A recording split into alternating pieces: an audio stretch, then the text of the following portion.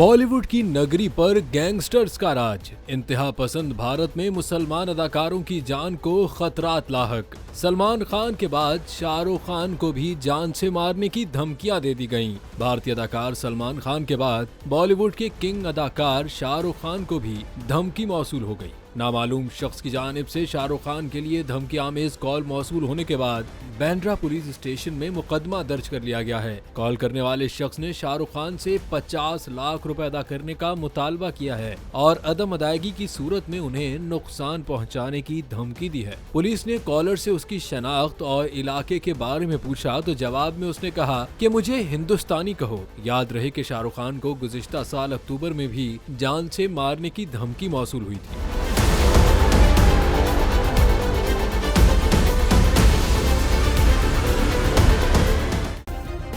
Subscribe करें और bell दबाएं ताकि कोई खबर रह न जाए।